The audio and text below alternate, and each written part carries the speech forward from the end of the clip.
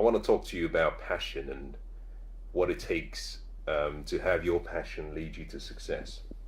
We've heard the saying so many times that if you follow your passion, that it will lead you to success.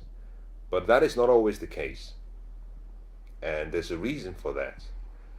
Well, first of all, you have to start by understanding what success is. Part of the reason most people's passion does not lead to success is because they haven't defined what success is, and it's very similar to running a race that has been decided. The standards of the race have been decided by someone else. So it's really hard to feel successful when you haven't defined success in your terms. Success is very subjective, but there are certain ingredients and certain parts that make up the success equation. And understanding those specific areas makes the whole journey very easy. Now, let me give you a good example of what I mean, and I'll explain. Apologies, I should make it a little bit clearer.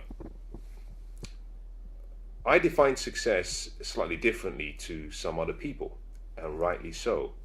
And I would like you to define success slightly differently to what I'm going to give you as a definition, because we're all different. Our wants, our needs, our desires change and vary with time. Who I am today will be different to who I am tomorrow. And I hope so, because knowledge changes you. The more knowledge you acquire, the more you change. The more wisdom you acquire, the more understanding you acquire, the more your life starts to get better. So rightly so, those who think they don't want you to change, they want you to remain the way you are, should be viewed slightly cautiously, because it's an unnatural state. We have to grow, and that is one of the basic needs of everybody, and that is one of the core parts of what makes you successful. I define success as the joy that comes from the progressive realization or pursuit of a desired goal, outcome, or dream. Very simple. And that simply means that there are three parts of that definition. The first is joy. And we define joy in different ways. But joy falls under the umbrella of what I call, fulfillment. What fulfills me could be joy. It could be happiness. It could be peace. It could be love. It could be, happiness. It could be purpose. It could be abundance. But we define joy differently. We define fulfillment differently. And the first thing you have to do is identify how you will be fulfilled. That is the first step. How will I be fulfilled? Because that is a core part of the whole journey through life. To feel fulfilled. My favorite book says that we should have life, and we should have life abundantly. Abundance. The second part of that equation or definition I gave you is the progressive realization. And that means that it's a journey. You have to progress, you have to grow. And growth is one of the most important parts of a successful life. You have to feel that you're growing. You have to feel that you're progressing towards something you want. You have to feel that every day you're producing more. And growth comes, from my experience, growth comes as a result of your ability to create. Creativity is one of the most fundamental things that we're expected to do as humans. We have a mind, and that mind has an imagination. Everything we see has come from things that we're not seeing. And that starts from creativity, where we create from things that do not appear. Through our mind, we bring it to reality, such that they now appear for people to see. And so by creation, we grow, because we're allowing that inner part of us to express itself. That is movement, and that is growth. But also through creativity, we bring into reality what we have created in our mind. So we grow. So you have to see success as a journey, not a destination, because every destination should serve as a launching pad to another journey. So it's a constant movement, it's a constant progressive realization, but also it's a pursuit. And most people do not understand that achieving something is not always the most important part of the process. It's who you become in the process of trying to achieve something. That is where the beauty and that is where the dance in life comes in, from who you are now to your ultimate potential. It's always important to set your goals not based on what you will get, not based on what you will have, but based on developing the person you have to become to be deserving of achieving that goal, because the true success in pursuing a goal is developing the character, developing the attitude, developing the skills, the gifts, the talents, deserving of having that goal. Because once you've done that, whether you lose the goal or you retain the goal makes no difference, because you've now developed the muscles that would help you recreate what you just achieved. You know, if you have a dream or a goal of achieving something, someone can walk up to you and give it to you. But if you don't have the self-concept, if you don't have the character, if you don't have the mental ability and stamina to deal with that level of responsibility, then you will lose it. And you'll never get it back because you haven't developed the muscles to deal with it. So always remember that it's more about who you become as opposed to what you get. The final part of my definition has to do with a desired goal, outcome, or objective, and that is dealing with a destination. But the word in there is desired. That means you have to choose. It's a choice. It's not just by achieving an outcome, no, because anyone can choose an outcome that is not congruent with your purpose in life or with who you are. So you have to choose the desired outcome. Now together, when you combine the first, the second, and the third part of that definition, which is growth, the middle being you creating, growing, the second part you're combining it with is achieving. You know, I should have said this at the start. The first we talked about was fulfillment, which is joy. You combine it with growth, creating, achieving, and finally you combine it with what I call a lifestyle, which is how you live, which is taking that journey and forming it into a way of living, how you deal with people, how you interact with people, how you learn, how you love, how you share. That together, I call that success. That's my definition. Now you have to define it yourself. A long-winded explanation, I must apologize. But let me get back to what I was trying to share with you, which has to do with passion. And I started by saying that passion does not always lead you to success. And the reason is simply because there are two forms of passion. There are two sources of passion in everyone's life. You need to understand both. There is purpose-driven passion and there is pleasure-driven passion. Purpose-driven passion is passion that comes from a purpose, an obsession, a responsibility to life and of life. It's a purpose that is connected to the reason why you were born, because we all have a purpose in life. And our purpose in life comes with a level of passion to help us complete that purpose.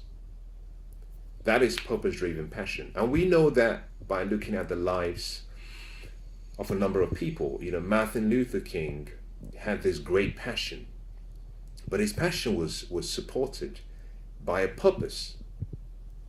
I have a dream. He had a purpose in life to unite mankind, to bring together people of different races and colors and beliefs, philosophies of life, to bring everyone together. That was his purpose.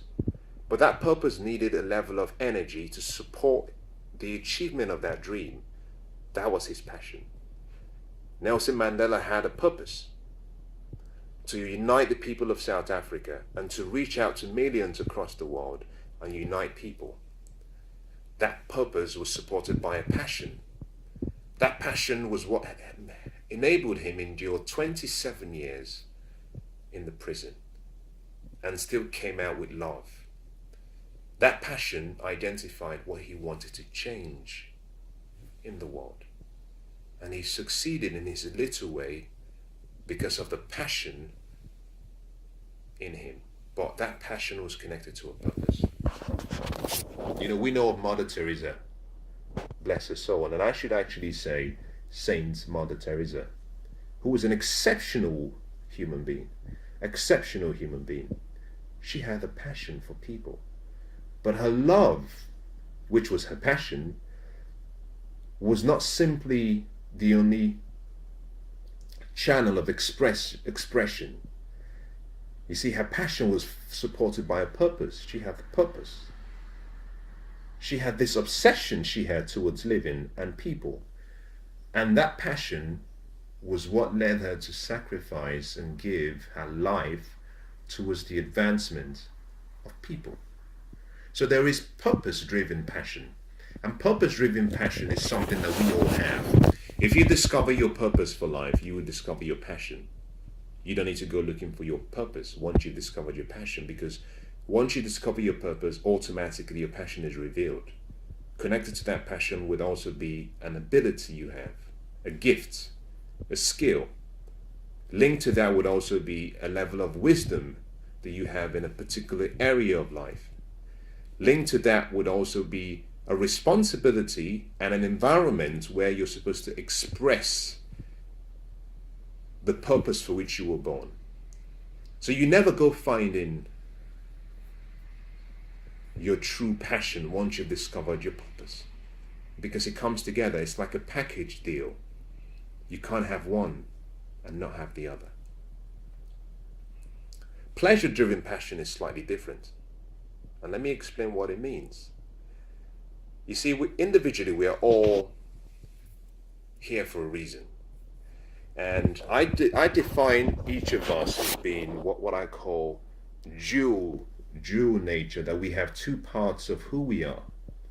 There's a dual part of us. And that deals with one part of us that is internal. I call that a spirit. You might call that a soul. Whatever you want to call it, doesn't matter. Alan Watts has a famous saying that you cannot get wet from the word water. So it doesn't matter what you call it, but I believe that there is an inner self. We have an inner self, and we have an outer self, which is our physical body. And I believe the journey through life is meant to be a unified and combined experience between our physical and our spiritual, and that our passion is expressed through both forms, spiritual side and physical side. The purpose-driven passion is primarily concerned and connected with your inner self, because that defines what you're here to do. You're on a journey through life. You have a specific responsibility, a duty, an assignment that has been given to you as we enjoy this journey through life. So at the core, I know that we are all spiritual beings that have a physical experience. That's what we are going through in this journey. That is my view. I'm not saying that that is something you must adopt. Everyone has his own beliefs, and I do not impose mine on you. So do not take it as though you have to accept what I'm saying. And therefore, I believe that part of the journey is that we're meant to manifest who we are through our purpose. But there is the other side of us, which is the physical side, and this is where the pleasure-driven passion comes in. There is something that each of us loves to do. In some cases, that thing we love to do will be connected to something that our inner self also loves to do. But there will also be times when there are other things, activities that we just enjoy doing. It's not connected to anything inside. It just feels good. You like to dance. I'm passionate about dancing. You want to do yoga. I'm passionate about yoga. You love to walk. I'm passionate about walking. You love to play musical instruments. You're passionate about playing the musical instruments. You love animals, you're passionate about animals. And this has to do more, when we're dealing with the pleasure driven passion, it has to do with what you enjoy. There's no deep part of it. You don't have to go too deep and say, was it what you're born to do? No, this is simply saying, in the journey through life, this is meant to be fun. This is meant to be enjoyable. This is meant to be an experience. And part of that experience means that there are things that I will enjoy doing. And there's nothing wrong with that. And it can also be different from my purpose, and that is okay. Now, this particular pleasure-driven passion, because it's connected to something that is related to you primarily and you only, it means it might fulfill you. But the fulfillment may not create success. It may not, I'm not saying it will not, it may not. The only time it creates success is when what you love to do is connected to what the world cares about. Remember that your purpose-driven passion is connected to a problem you solve, because your purpose is simply something you were born to do, to create, a problem you were born to solve. And therefore, because you're connected to a problem, it means you create value for people by solving the problem. So your purpose-driven passion always brings success, because number one, it helps you grow. You become what you were created to be. You enjoy the experience through life. So you go to the first stage of saying, I'm growing. You find joy because you're doing what you're here to do. You find fulfillment. But also you have a lifestyle that supports that purpose. So you find success with purpose-driven passion. With pleasure-driven passion, on the other hand, there is a requirement. There's something you have to put in the ingredients. You have to put an ingredient in the equation. The reason being that what you love to do may not be something that the world really cares about. You might love to play musical instruments and you may not be good at it, but you love playing it. You enjoy it, and that's okay. But for that musical skill that you're developing to lead to success, it has to solve a problem. The only way you can solve a problem is if your skills and abilities are such that it creates pleasure for other people by solving a problem. And that could be a problem of people being bored. That could be a problem of solving, relaxation, and it's helping people de-stress, where your gifts is embraced by people. Now, the key and the ingredients is caring. To succeed through your pleasure-driven passion, you have to do something that you love to do, but also something that the world cares about. Because the world doesn't really care about what you like until it understands why it should. When the world sees you and what you enjoy doing, there are a number of questions that are passed through each and everybody's head. And the first is, well, who are you? First of all, the world says, identify yourself. Who are you? I don't know you. The second is, what do you have to offer? What is your message? What is this passion you're trying to express? And finally, the world says, why should we care? The word is care. Why should we care? What problem does this your gift solve for us? Because until your gift solves a problem or creates value, you can be successful through that particular passion. You might get the first part of the whole equation, which is joy. You might feel joyful, but you may not be fulfilled because you may not feel significant. And we all have a need to be significant. You can find happiness by playing a musical instrument and you enjoy it. But if people don't enjoy what you play and they're unwilling to listen to you, then that gift you have doesn't bring significance. So you have something of a gap. So for the world to reward you with success through your passion, Yes, you have to be good at what you do, but also what you do has to provide value to other people.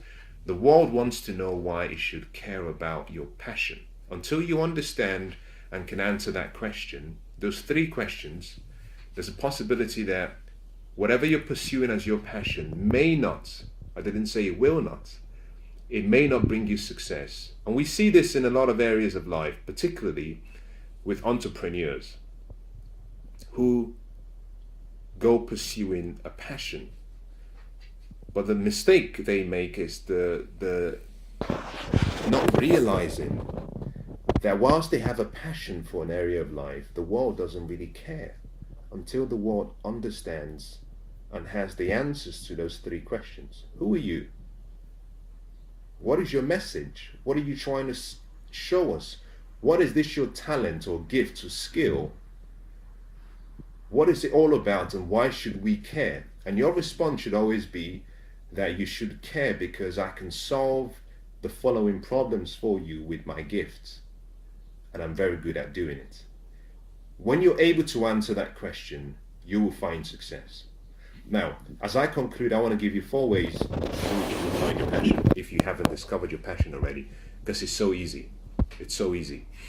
Before I give you the 4 ways, let me just explain something to you so you understand. Passion is simply energy. Let's just start by making that statement. There's no mystery to passion.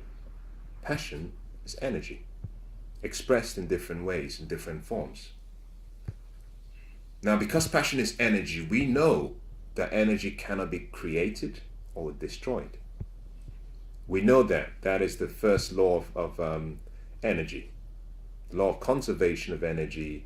That we know that energy cannot be created, it cannot be destroyed.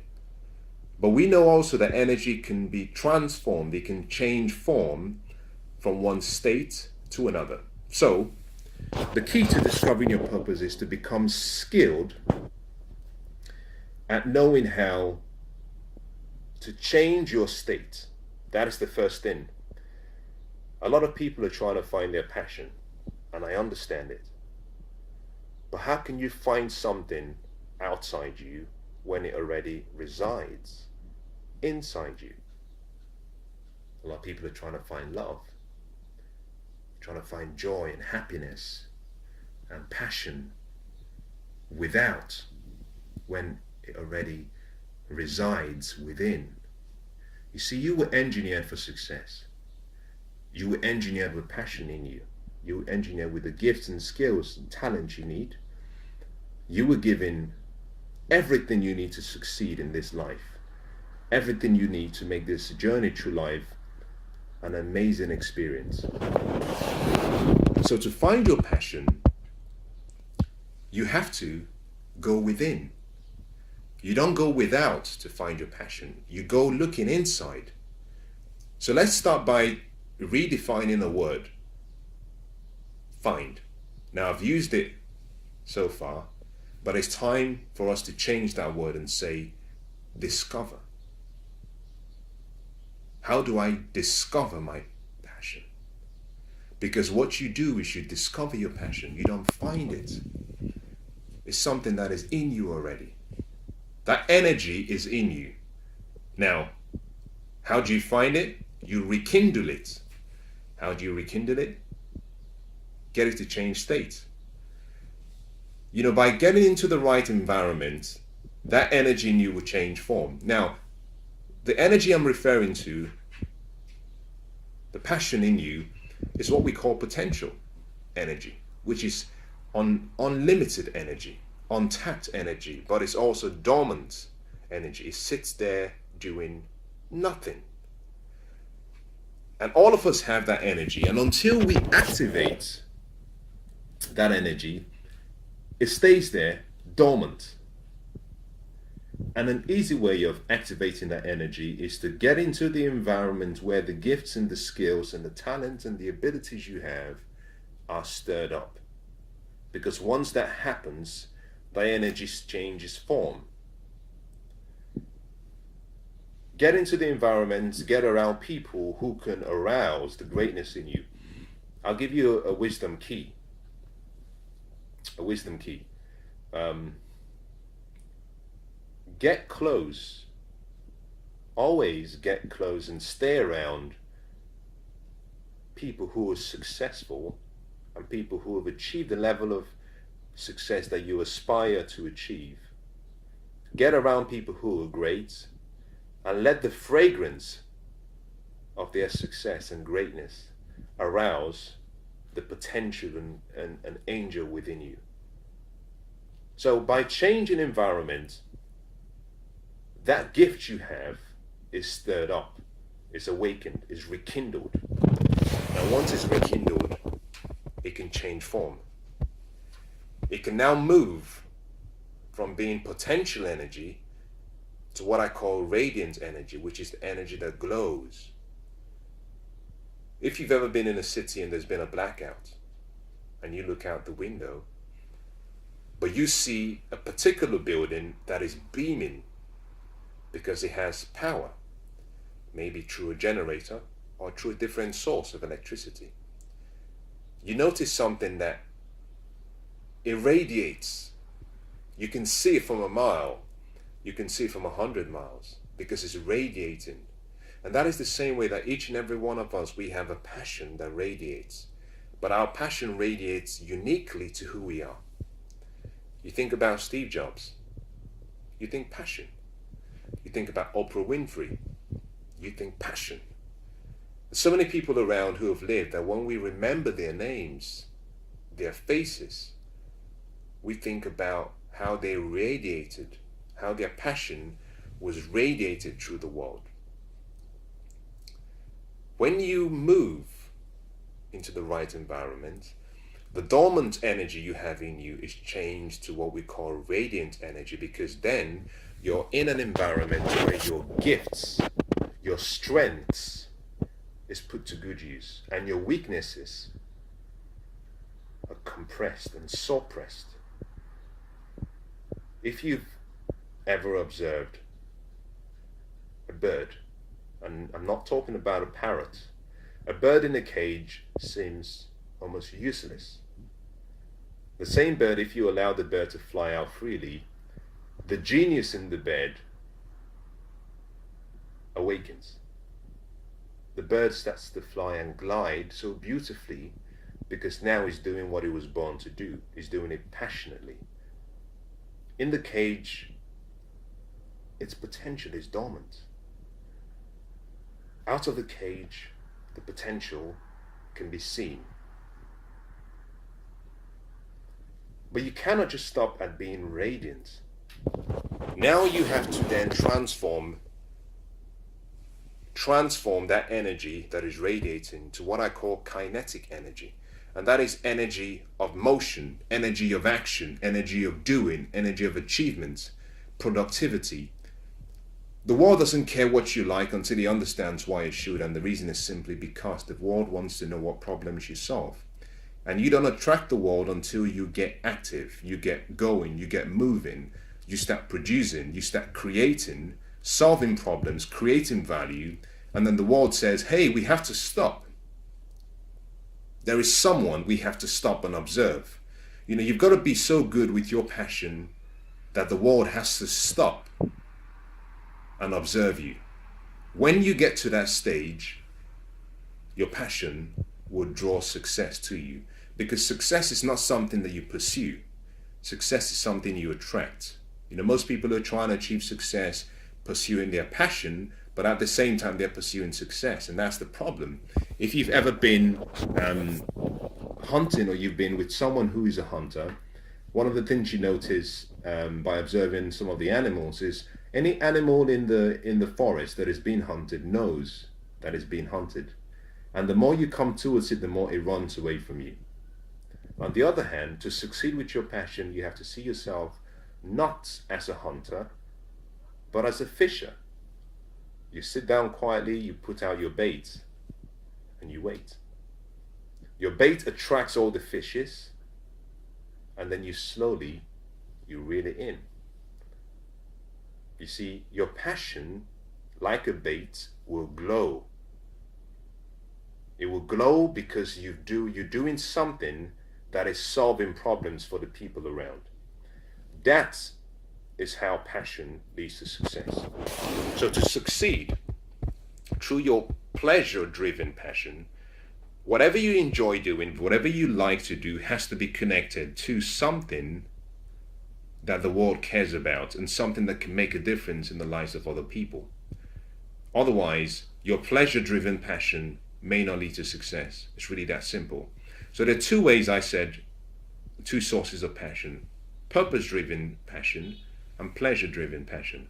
Both of them can lead to success, but you need to understand how both work. Now, long explanation, but there are 4 things and 4 pathways to discovering your passion. I will not give the explanation to each of them. I'll just give them to you in numbers.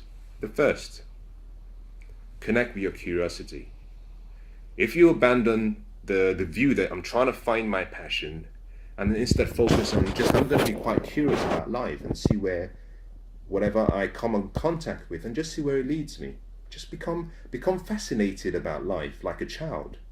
Children are really amazing that they have this mindset. They're curious about everything. They have a fascination. They have an interest in everything. And as a result of that, they learn so much more, and they have such a beautiful experience through life at a younger age because they have no inhibitions. So let go of your beliefs and your philosophies, not from the point of view of discarding them, but allow yourself to dream, to think, to create, to imagine like a child. Curiosity will lead you to passion. Albert Einstein was noted to have said that I'm not particularly brilliant, but I am passionately curious. And it was this curiosity that led him to being one of the most important minds of our time. Follow your curiosity and it will lead you to your passion. You have to just trust your instincts. The second is tune in to that anger within you, the negative emotions within you, because emotions reveal passion.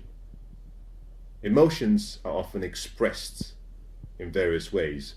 The negative emotions you feel of pain, anger, sadness, not about something that is perhaps in this case connected to a decision not to appreciate and see the love in other people or recognize the difference in other people. No, this is negative emotions of anger and unrest that is connected to love in other people. Something you want to change in the world. The people who created Uber saw a problem and they wanted to solve a problem. They had an anger towards the way things worked, and they said, we can make a difference. We can make a difference. That passion has led to a multi-billion-dollar business.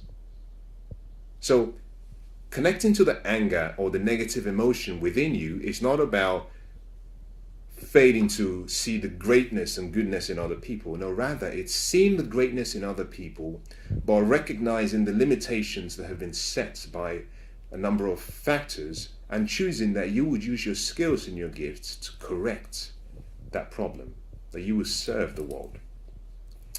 The third way is to connect to the child within you. And by that I mean connect to the love within you. As children, when we're very young, things come to us in various ways. The best way to know your passion is to go back to and imagine and see if you can think about what you love to do between the ages of 6 or 7 up to about 15. Because at that state, you have a pure mind, you have a mind that has no inhibitions, and you'll find that when you start to think about those days or those times past, that there will be specific things that you did, you saw, you experienced, that represented one of the happiest moments in your life. There was something you did that you loved to do. Find it. Discover that. Go back in time and see if you can remember what you did. Because that, my friend, is a clue to something that you were born to do. And then finally, like I mentioned earlier on, when you discover your purpose, you discover your passion. Your passion is always a package deal that comes with your purpose. So as you go away, I want to wish you the best. If you found your purpose, you will find your passion. If you allow yourself to be curious about life, that could lead you to your passion. If you connect to the child within you and the kid within you, you might rekindle a love for something that you once had. If you connect to the anger and the negative emotion within you, you might find that it leads you to a problem you were born to solve, a solution that you can provide for the world and create value for people. Remember this, that passion is a lifestyle. So when you've discovered your passion, take it a step further. It's not just about knowing and being passionate. You've got to live passionately. And that means that every day you have to have a way of living your true passion. Now, you might have a full-time job and that might not be possible. And here is my encouragement to you. If you have a full-time job and your true passion is different to what you do, then make it a daily habit whereby every day you find 15 minutes, 10 minutes, half an hour, who knows, before the day begins, and dedicate that time to what you love to do. Because life doesn't just happen to you. Life happens for you. But for life to happen for you, you have to happen. And that means you have to decide that whilst you're waiting for the best time to embrace this passion you have, that you will still live every day in passion by making it a daily lifestyle, a routine, a ritual, a daily habit of practicing your true passion, because that will give you energy, that will give you excitement, that will give you meaning in life. And the more you do that, the more you will find that every day you wake up with excitement. You go to bed with excitement. And if you can do that, my friend, I think you will find great success.